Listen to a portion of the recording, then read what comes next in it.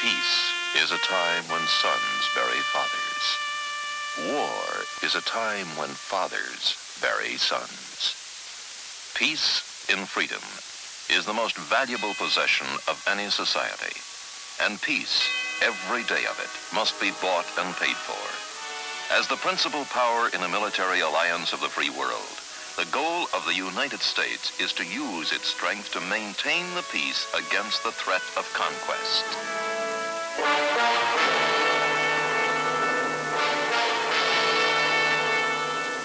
In a dangerous and changing world, a massive military establishment is necessary to our common defense. This is the responsibility of the President, and under him, by law, the Secretary of Defense is charged with securing and maintaining that military establishment. The Secretary is Mr. Robert S. McNamara. Recoilless rifle. I have here one of the new family of Communist Chinese weapons. This is a light machine gun of their 7.62 class. Ammunition for this can only be supplied from Chinese sources. This gun bears the Chinese arsenal mark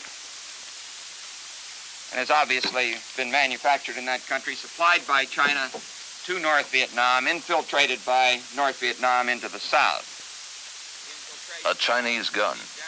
Routes of infiltration. The Secretary keeps America informed through regular news conferences. For an informed nation is a prepared nation. And the United States today is prepared against every form of aggression, from guerrilla warfare to ballistic missiles. An American desert. This is an early test before our country, along with over 100 other nations, agreed to cease atmospheric testing of nuclear weapons.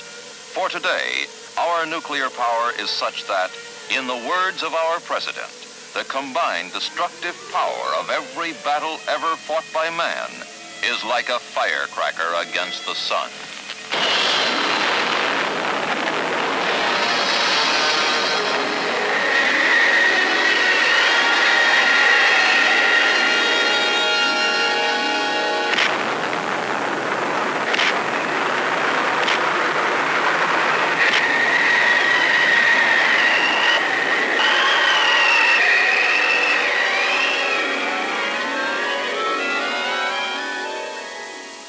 This is the awesome power. And the power we have today is more than that of any adversary or combination of adversaries.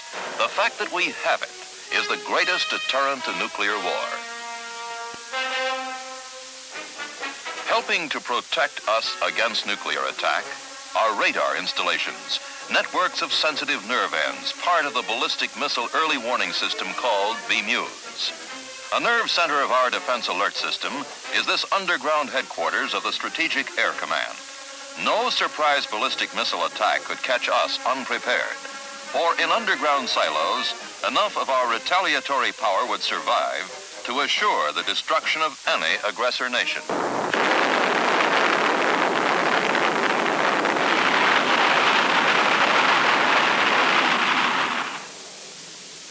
This is the terrible power that stands ever ready.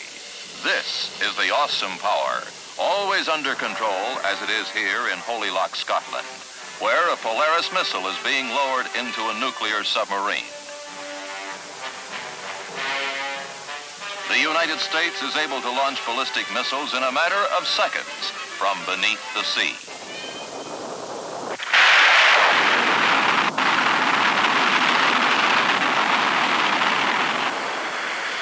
Our nuclear weapons can be delivered by air against any enemy to any part of the earth. The weapons this air armada can deliver today are capable of even greater destructive force than in this early Pacific Ocean test.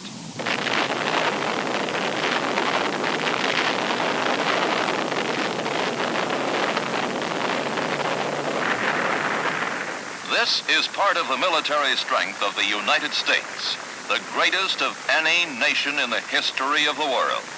This is the power of retaliation that has made and keeps full-scale nuclear war the least probable of any kind of conflict. But there are other kinds of war, other challenges we must meet, and we must have the capability, the balanced defensive forces to meet any of them.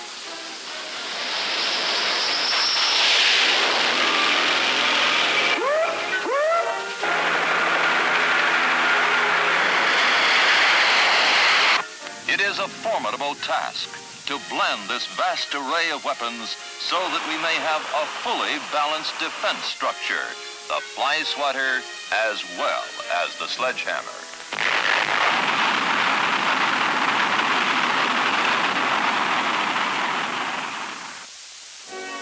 To understand how we achieve this, we must go back to 1961, when the new president issued 2 positive instructions to his new Secretary of Defense. 1, reappraise our entire defense strategy and determine the best defense structure in the world without regard to arbitrary budget ceilings. 2, having determined that defense structure, procure and maintain it at the lowest sound cost. And so it began to emerge. A defense structure that could program and budget in cycles projected 5 years into the future. The direction set, new concepts put into action, records compiled into reports, analyzed, rewritten, converted from paperwork into action. Men began to talk of tasks to be performed and missions to be accomplished, rather than in terms of 4 separate military services. The defense effort began to develop into a unified whole, all services cooperating closely, place and time acquiring new meaning, the worldwide installations becoming a panorama for study and observation, and, along the way, visions becoming revisions, revisions becoming reality. One example, the F-111. The greatest innovation in aircraft design of recent years. A fighter and bomber to serve both the Air Force and the Navy. A new kind of plane with adjustable wings for greater efficiency at both high and low speeds. Other accomplishments were the SR-71, a long-range supersonic reconnaissance craft with the most advanced observation equipment in the world. Polaris A-3, America's longest-range submarine-launched ballistic missile, soon to be followed by Poseidon, a missile now under development, 8 times more effective against the best protected military targets. And the Nike X, the world's most advanced anti-ballistic missile system, now in development. A test vehicle is launched, and seconds later, a Nike Zeus pursues it. Here, in actual photography, the flash indicates a successful intercept of the test vehicle by Nike Zeus. Meanwhile, the Secretary of Defense and the Joint Chiefs of Staff continue to improve America's defense posture. Some significant accomplishments. Nuclear warheads in our strategic forces increased 150%. A 200% increase in both the number and total megatonnage of nuclear weapons in the strategic alert forces. A 100% increase in general ship construction and conversion to modernize the fleet. A 1,000% increase in the special forces trained to deal with counterinsurgency threats. A 100% increase in airlift capability. A 67% increase in tactical nuclear weapons deployed in Western Europe. A 51% increase in the number of tactical fighter squadrons. A 45% increase in the number of combat-ready Army divisions. And all the while, in addition to these increases and others, a constant sharpening of the efficiency of our military manpower. All these improvements, all these new weapons programs, all this vision now give us total readiness for any kind of warfare.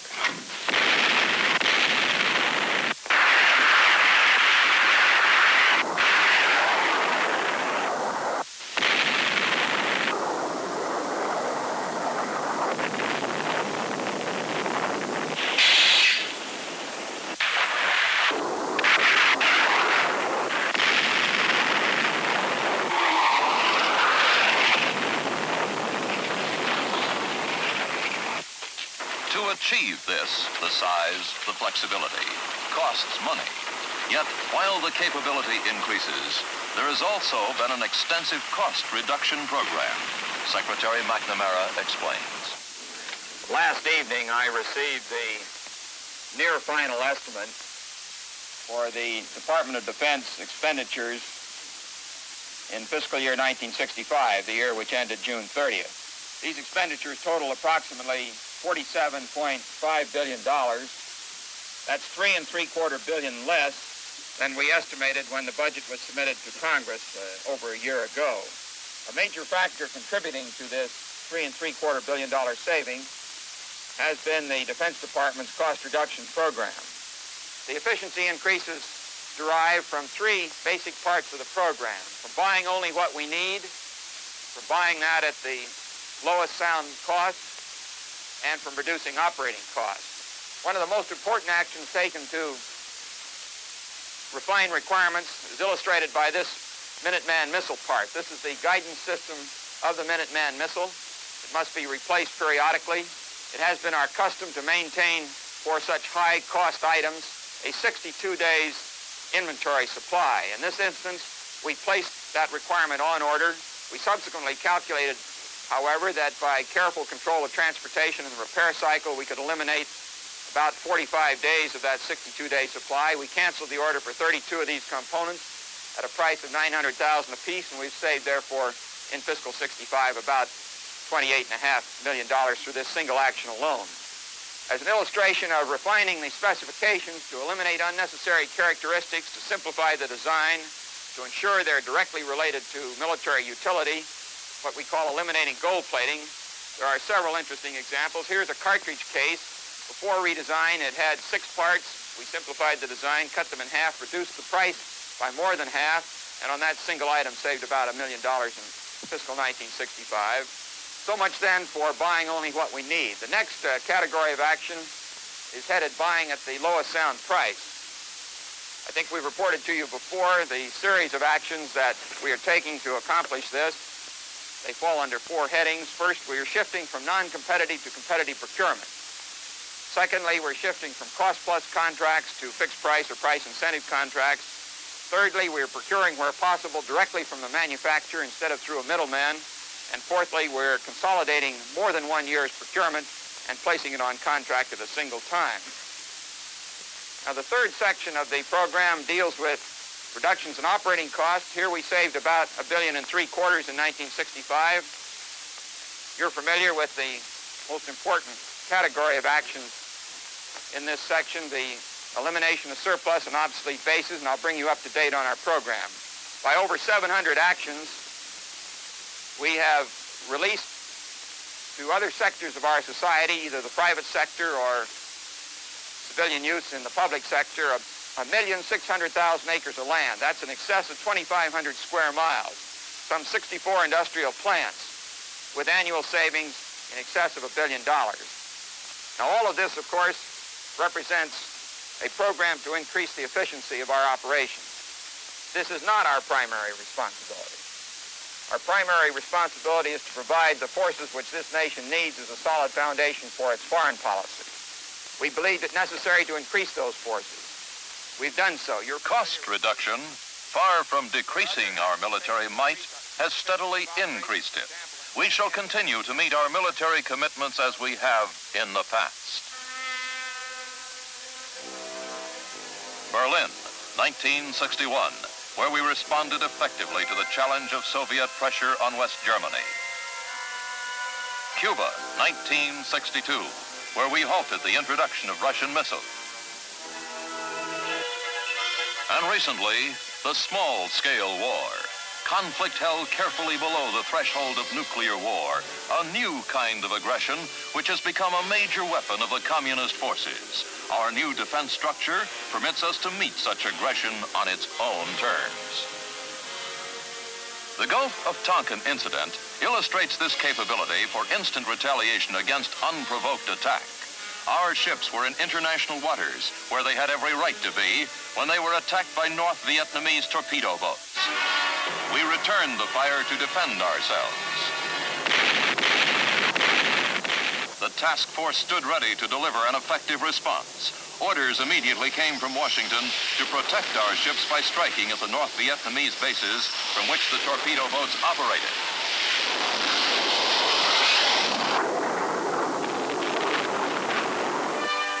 The Gulf of Tonkin incident was quickly over. Our prompt, efficient action, appropriate response. Where, when, and in the manner needed. Entirely different in nature was our response to the devastating effect of an earthquake in the Central American Republic of El Salvador. Our reaction to a request for aid was equally rapid, equally efficient. In less than 12 hours, airlifted equipment and supplies were arriving. 250,000 pounds delivered to emergency shelter sites. 3 United States Army field kitchens immediately set up to feed the homeless. Tent cities erected. U.S. military medical personnel supplied to treat the sick and injured in cooperation with local doctors and public health officials. This is but one more example of the capability of the Defense Department to take swift action in any emergency, whether it be a challenge from an adversary or a cry for help from a distressed nation. Another call for help, now from the Dominican Republic, as rebel forces turn Santo Domingo into a battlefield. The Dominican government informs our ambassador that the safety of Americans and citizens of other nations can no longer be guaranteed. Again, prompt, decisive response. We landed sufficient forces into the city and deployed them to protect our citizens and those of other countries requesting protection.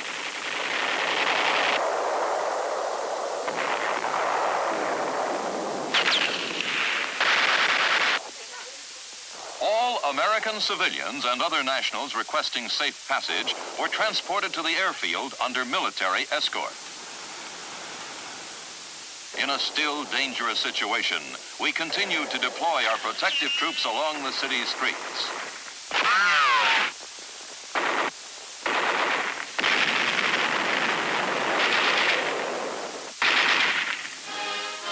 And then, as the Organization of American States designated a 5-nation team to restore order, we began to withdraw our military forces. This assistance to the Dominican Republic extended far beyond military aid. It meant the distribution of food to the hungry. It also meant medical care to young and old alike, all part of our determined plan to aid the distressed, rescue the trapped, and speed assistance to independent nations seeking help.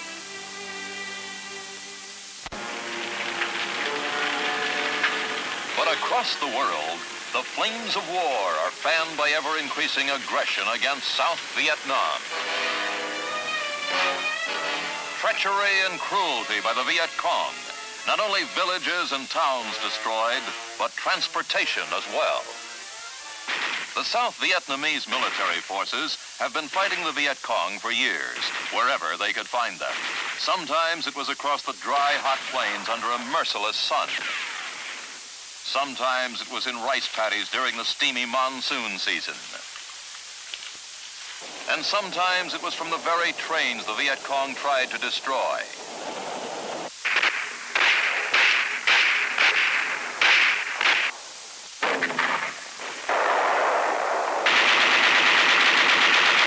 Whatever the season, there was always the jungle, tangled, hostile, forbidding. A jungle where the Viet Cong melted away into the dense undergrowth whenever attacked.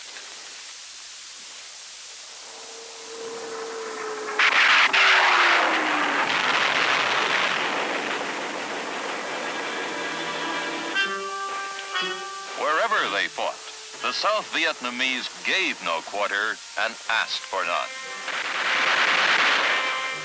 Viet Cong and infiltrated North Vietnamese are flushed out step by step, while the search continues by wary patrols, day in, day out.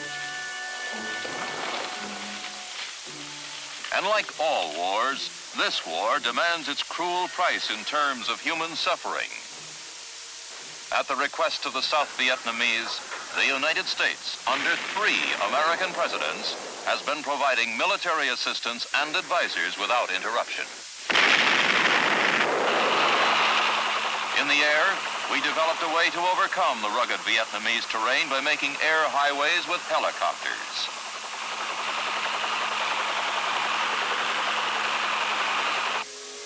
And then, suddenly, aircraft and airstrips were damaged as infiltrators from North Vietnam grew more bold, striking directly at U.S. equipment and at our men. Living quarters of American advisors to the South Vietnamese are destroyed. The infiltration, commanded and directed from North Vietnam, increases. Secretary McNamara holds a news conference to tell of our response. South Vietnamese Air Force and U.S. Navy and U.S. Air Force strikes against North Vietnam have been designed to impede this infiltration of men and materiel. An infiltration which makes the difference between a situation which is manageable and one which is not manageable internally by the government of South Vietnam. The airstrikes have been carefully limited to military targets, primarily to infiltration targets, transit points, to barracks, to supply depots, to ammunition depots, to routes of communication, all feeding the infiltration lines from North Vietnam into Laos and thence into South Vietnam. More recently, there has been added to this target system railroads, highways, and bridges, which are the foundation of the infiltration routes. These strikes have been designed to increase the dependence on an already overburdened road transport system by denying the use of the rail lines in the South. In summary, our objectives have been to force them off the rails onto the highways and off the highways onto their feet.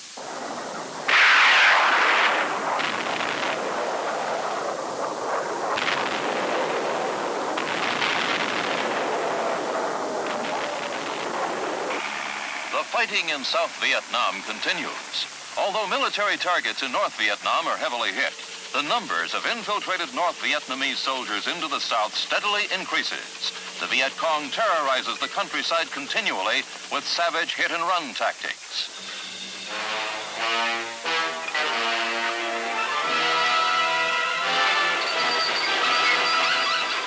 The rapid increase of infiltration begins to create an unfavorable manpower balance.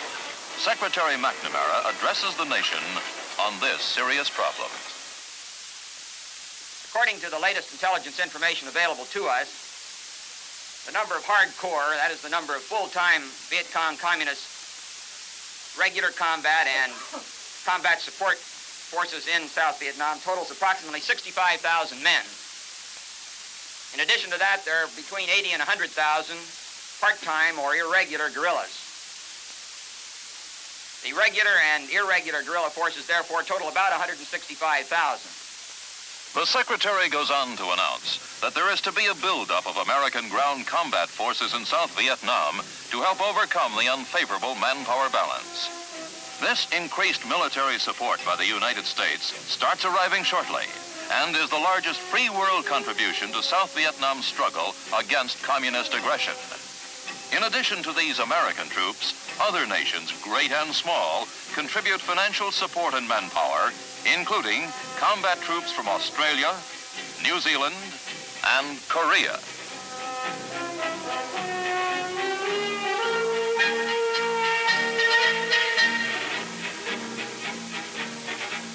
Our combat forces were deployed to areas known to be Viet Cong strongholds.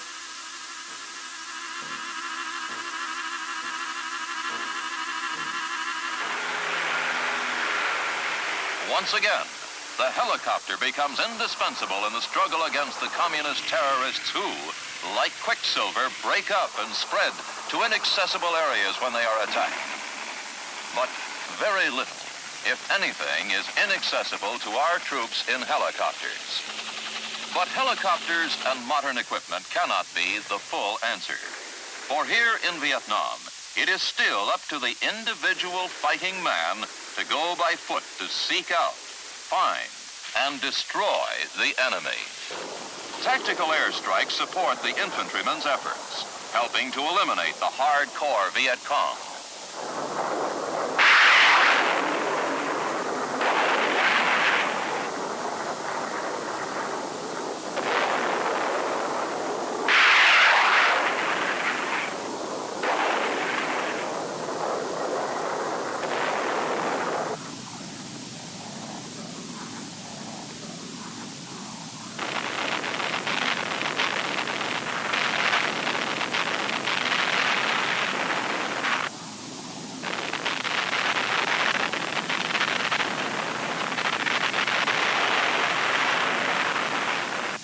The Navy provides fire support for ground operations.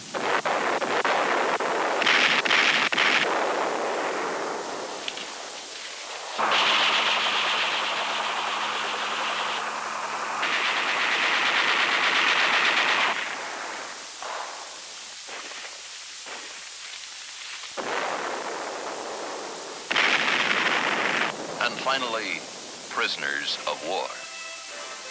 All of this massive American effort because the people and the government of the United States have a commitment to the South Vietnamese people and to freedom. For us, a commitment is a matter of national honor. We intend to keep it. Our objective in Southeast Asia is a limited one. We are not seeking to destroy the North Vietnamese people. We do not seek military bases in South Vietnam.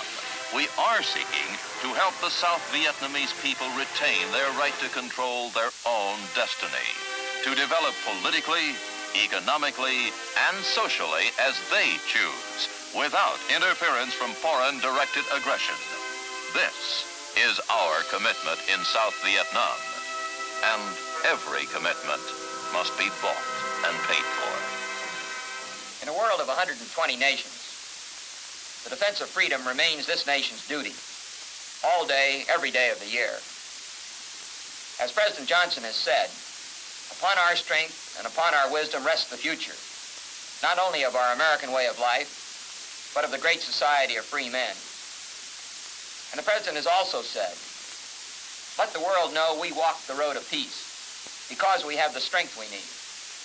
With our strength, we seek to shelter the peace of mankind. We are armed to ensure our own security, and we're armed to encourage the settlement of international differences by peaceful processes. The United States does have and will continue to have a commanding superiority of arms, but those arms are not for conquest.